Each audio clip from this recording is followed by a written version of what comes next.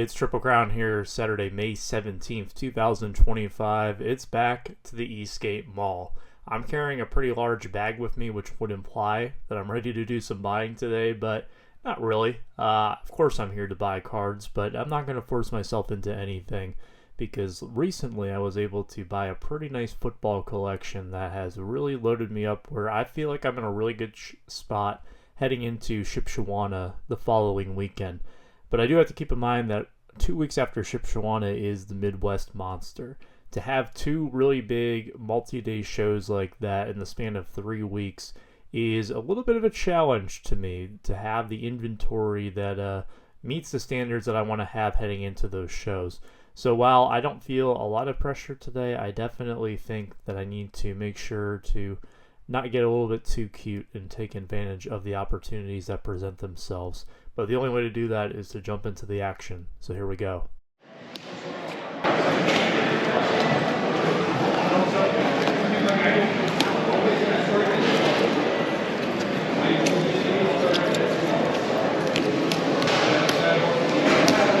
Okay, so I'm stopping here to look through this value box, which I don't really plan on doing too much here at the show today. With how many tables there are, being 300 plus, there isn't a lot of time for me to go through boxes.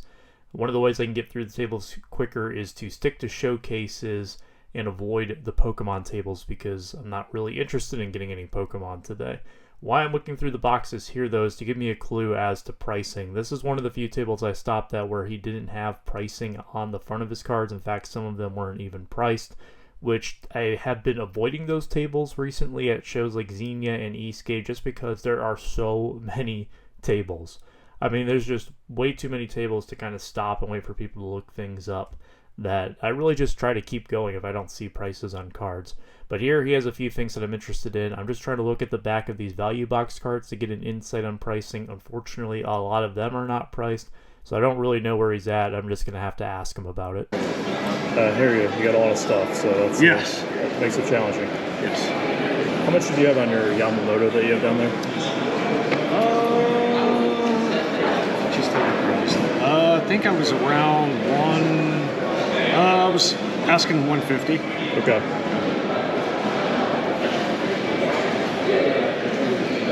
And how about your Hutchinson Obsidian over there, the blue one? These were on the twos. Yep. There's a $3 and $4 box somewhere. Hutchinson.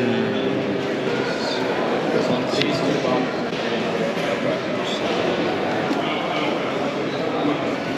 looking at 50 for that one. 50, sure. Would you be able to get to 40 on it? Cool. It was nice to not get shut out here. I do get the Hutchinson Blue Wave. These are pretty tough from what I'm to understand from 2024 Obsidian. I don't know exactly how tough they are, but the Obsidian color match stuff for Hutchinson tends to do pretty well. So when I heard 50, I thought, okay, if I can get this at 40, that's probably a good enough price. As far as the Yamamoto goes, we're just too far off. That's something that I brought up in a previous video where is it really worth having a battle over saying like, well, they consistently sell for this, would you take this for it? That's just not my style. And perhaps I'm missing out on a lot of things doing that. I don't know. It's just something that I haven't been able to get over. Again, would love to hear your feedback on it. If you're at a show and you see a card that consistently sells for something and the dealer is asking for more, how do you normally approach it? Because me is usually just moving on. But that's what I do here, but at least I got a Hutchinson to start off this show. When the shows I've been to, there's been like 52 manels and stuff. Now, I don't think I've ever seen a 52 manel at the Eastgate Mall show, but I've seen some pretty impressive cases. And this particular showcase that I saw last Saturday was up there among the best, or at least one of the coolest in my opinion. Holy crap, look at the selection of Cosmic that he has here. He has pretty much the whole planetary run, including the Plutos of Ellie De La Cruz and Paul Skeens. He's also got the Mason Wynn autograph rainbow from 2024 Cosmic, including the Super, and the rainbow of Paul Skeens with that Super Fractor there dead center on your screen. And most of the autographs, I think, are 10s that are graded for Skeens. There might be 1 9 in there, but to my knowledge, they're all 10s. I only made a deal for some Cosmic stuff later on in the show, But I had to show this off because this is just a super cool showcase that I needed to put out there. I think I'm going to build a stack and see what we can work out. Yeah. All right. I just don't have time to cop everything, so Yeah. you won't offend me. You just tell me how much you want to pay, and I'll let you know what I'm into it for if we can do something. So just let me know. I'll see the LA. Never just grab the ones I want. Yeah. Just tell me what you want to stack. 16.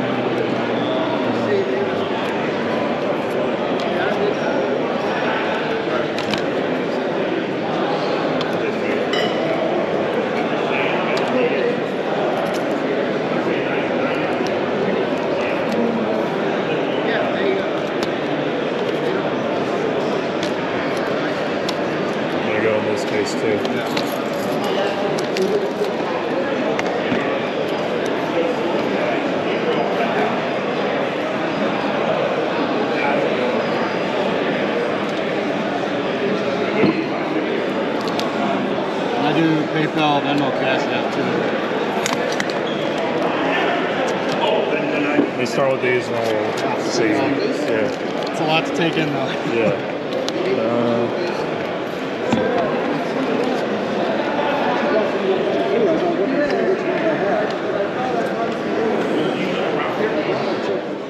Building a stack. I don't normally do this too often, but when I do, I kind of have a different way to do it each and every time because I want to make sure that the dealer is comfortable with it.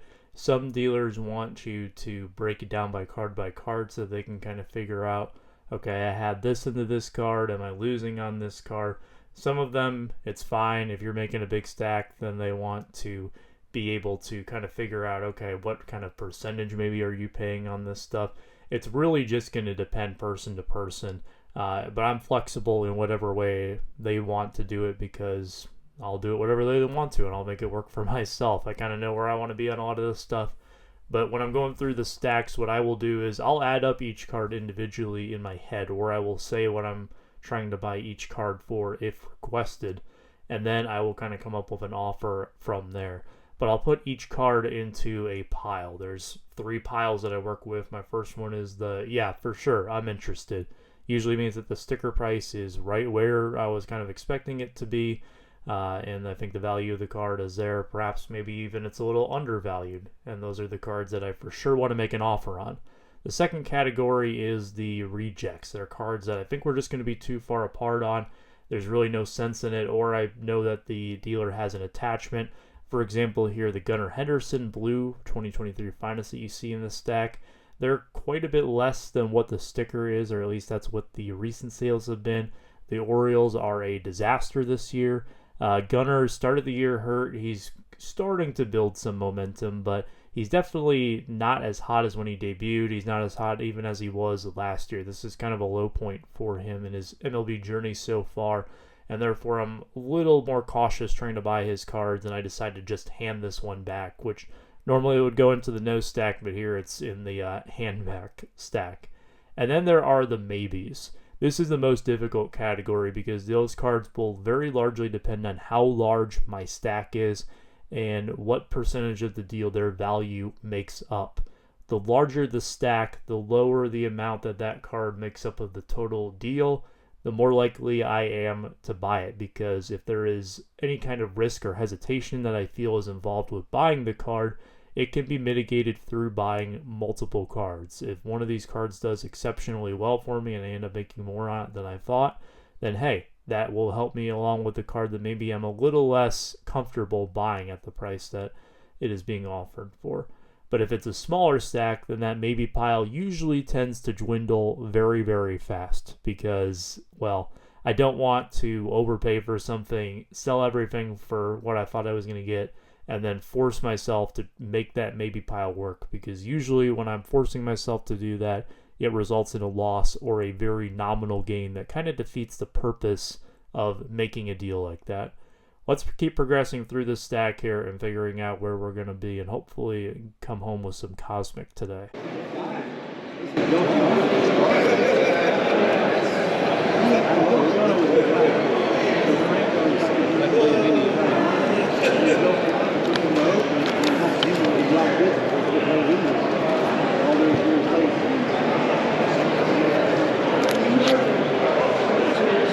be at 850 on this stack.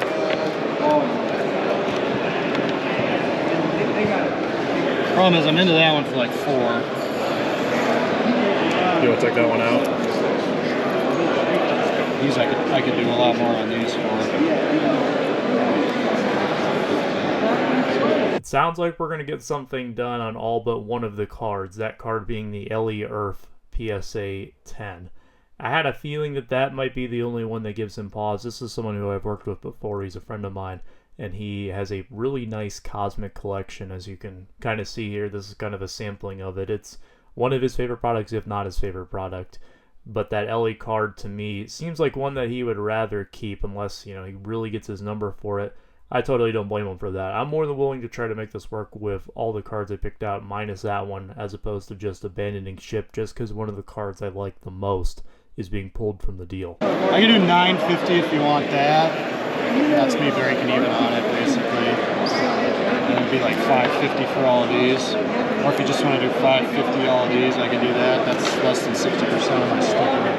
I'll take the Ellie out. Okay. So you can keep that one. Let me make sure there's nothing else I want real quick. Yeah. How attached are you to that card? I'm only into it for 300 bucks. I bought it raw the day my dog died. I won it on an auction and then graded it, so it's like that's my dog's card. I think I'd need like 12 for it to go. I think. Maybe you could talk me into $1,000. I think it's still pop one. I was going to ask if it has sentimental value, but it does. If that's the case. I'm not a sentimental value kind of guy. That's the only card you'd see that might have a little bit of sentimental value, but everything's got a price. Okay. I think I'd want 12 for it though. If I add the Mookie, can we do 600 with these? Yeah, we can do that. Good deal. Thanks, Ryan. Appreciate it. You want to do a PayPal, Venmo, Cash App? Yeah, I'll Venmo, yeah. 200 a piece? I came into the show without much pressure to buy, but if I was going to do anything, I was really preferring to walk home with a nice baseball graded lot with some cool stuff in it. A lot of low-numbered refractors and planetary pursuits. More than fits the billing for that, so I could not be more thrilled to have made this deal. But I want to touch on the Star Clusters card that I was talking about. It's a red flare out of 5, Otani and Trout. Don't have a picture because, as you can see here, I didn't buy it. But this gentleman has had this card for quite some time. He's a big Cosmic fan, so I've never really asked him about it, but I kind of just wanted to feel him out today to see, you know what, maybe we'll get something done on it today.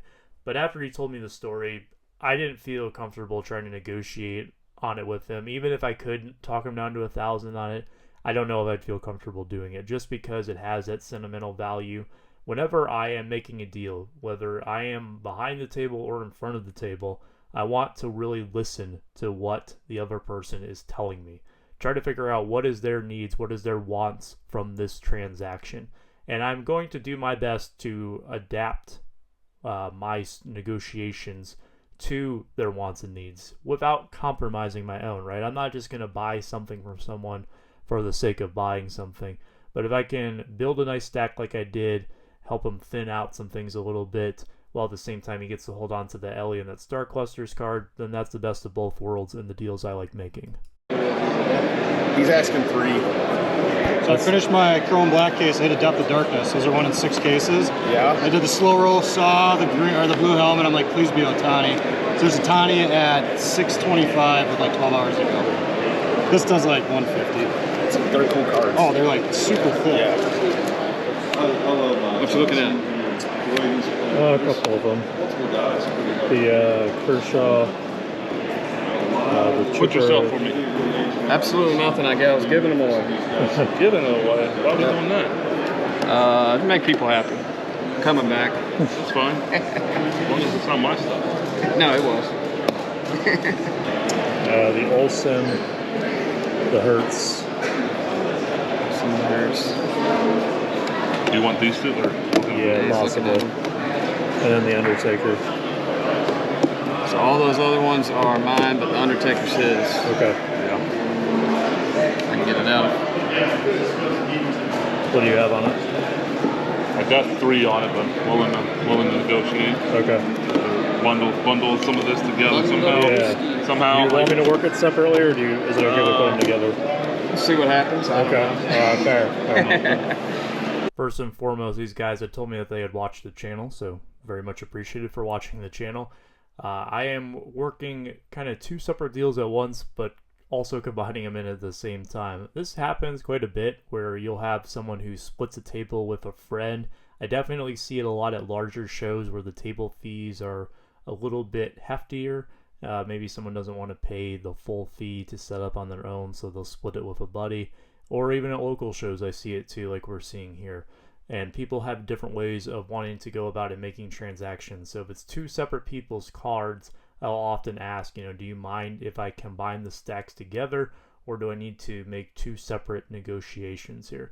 They seem cool with lumping it together, so I'm guessing that they will just figure it out amongst themselves, however they want to divide up the total amount of cash that I am offering here on all of their cards.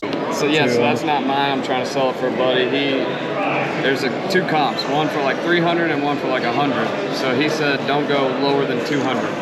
Okay. That's the low. It's out of 25. And then this one's 80. Okay. That is 175, and that's 200. Okay. Let me think for a second here. You were at 300 here? Yep. So you said 80 on the also? 80, 175, 200. Okay. Get that photo finished, by the way. I mean, you filming, by the way? Yeah, unless you want me not to. No, you're good, Oh, man. yeah. I didn't know if it was filming right now. Yeah. Because are you on YouTube? Yeah. I think You might have seen me around before. I've either seen you. I think I watched your last video from last month even. Here? Yeah. Yep. Nice. A little sidebar from the negotiation. Have I ever been asked before to stop filming, or if someone didn't want me to film? No, the only time that it's even been close to that is I had someone one time request that there's no like audio involving the prices that they paid for cards. It was a rebacker who requested that of me. But otherwise, I find that a lot of people actually want to be included in the videos. But the way that I handle it is if someone asks me if I'm filming, I'm truthful. I'll tell them if the camera is recording or if it's not recording at the time. And I always make sure that they're cool with it if they bring it up, just because I don't want anyone to feel uncomfortable being involved. It's also why I always aim the camera down so that no one feels forced to be into a video. It's more focused on the cards than the people in that case. I'm thinking 460 for these 3. Pass on these 2. Let's see where he wants to be at on the other 2, basically. All right. Did you have like a breakdown on each one at all? I don't. However you guys want to do it. 460, you said? Yeah. I know he said 80 here. Where was he at on this? You said 175 there. What do you got on your office? So it'd be... He's got it. Sorry, what was the... I had 460 on all 3 of these. 460. Depends on what he could get to. So I'm at you're at? 175 and 80. So that's 255.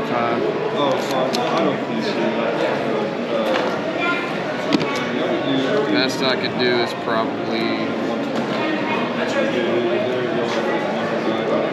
I could probably get down to 220 for the pair. Okay. You do 470? That'd put me at 250 there. Yeah. I'm going to squabble over 10 bucks. I appreciate it, man. Yeah. Doing it? Yeah, so you get 220, I get 250. It worked out just about as planned. We actually expedited it a little bit because I was kind of expecting them to come back at 500, being like 250 and 250 for each stack, or maybe 275 for Undertaker, 225 for the baseball. And I was hoping to maybe settle in like the 475, 480 range, which is why I started at 460. But we ended up skipping that step. They came right back at 470, and that's where we settled at, which was perfectly fine for me. I hope that both parties were happy there. I was pleased with it. And really, I was pleased with that part of the show. I had picked up those cards, was able to get that Hutchinson earlier. I got all the Cosmic stuff. Really couldn't ask for much more.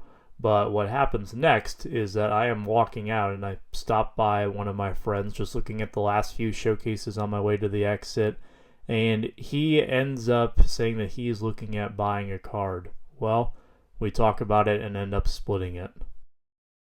And this is the card that we end up splitting. It is a Shohei Otani autograph, the very first Shohei Otani autograph that I have ever owned. It will slowly creep into photo here. You'll actually see the signature here as the camera pans down. But yeah, he had talked to me about it, and there was a dealer who had this card there. He was looking to move off of it. He's someone who usually does deals in smalls, which is what we call, cards that you usually would find in value boxes. He does a lot of volume with those. He has fantastic boxes. He's been in the game for a long time. So when I saw this card in this case a little bit earlier, I'm like, that's kind of out of place because he doesn't usually do too many high-end cards like this, but probably means that he was offered at a pretty sweet clip. And my friend and I felt like it was a pretty good opportunity to jump in on it. We decided to split it, and we did so. Brought my share of the cash over, and he handed it to me to take off to Shipshewana this weekend. And if it survives this weekend, then the Midwest Monster after that. But definitely was not on my bingo card to walk out with an Otani autograph. Just being in the right place at the right time helps for sure, because without my friend and him approaching me about this deal definitely does not happen for me. So lots to look forward to as we approach Shipshewana. I'll be back next week for the vlog/vlogs for that. Until then, take care, stay safe, be kind.